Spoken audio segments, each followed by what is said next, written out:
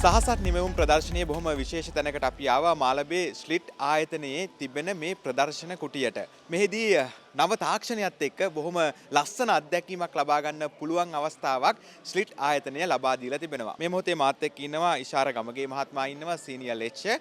අපි කැමති ඔබතුමාගෙන් දැනගන්න මොකද්ද මේ පැමිණෙන ජනතාවට තිබෙන අවස්ථාව? ඔව් මේ තියෙන ප්‍රදර්ශනය කරන අංගයට අපි කියන්නේ virtual zip line කියලා. ඇත්තටම අර දිග ලණුවක් ආධාරයෙන් එක තැනක ඉඳන් තව තැනකට එක දිගට වේගෙන් යන එක්ස්පීරියන්ස් එක තමයි අපි දැන් මෙතන මේ දෙන්න හදන්නේ. මෙතන ඔයගොල්ලෝ බැලුවොත් එහෙම මෙතන පේනවා ඇති මේ දරුවා යනවත් එක්කම එයා මේ අපරේටස් එක දිගේ මේ යනකොට අපි මේ හදන්නේ මූවමන්ට් එක සාමාන්‍ය මීටර් 400ක 500ක වගේ ඊට වැඩිය දිග ලොකු ප්‍රමාණයක් එයාව අරගෙන යනවා. නමුත් මෙතන පේනද සීමිත ඉඩක් තියෙනවා. අඩි 16ක් මූව් වෙනවා.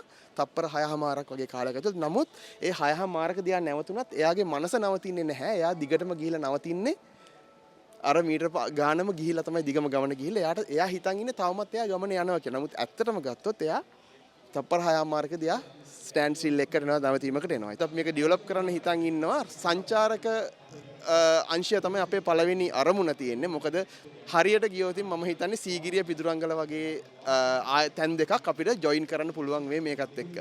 2025 මේ නව නිපැයුම්කරුවන්ගේ ප්‍රදර්ශනය අති සාර්ථකව අද දවසේදී අවසන් වෙනවා. තවත් හෝරාවකට අඩු කාලයක් පමණයි මේ ප්‍රදර්ශන පරිශ්‍රය විවෘතව පවතින්නේ.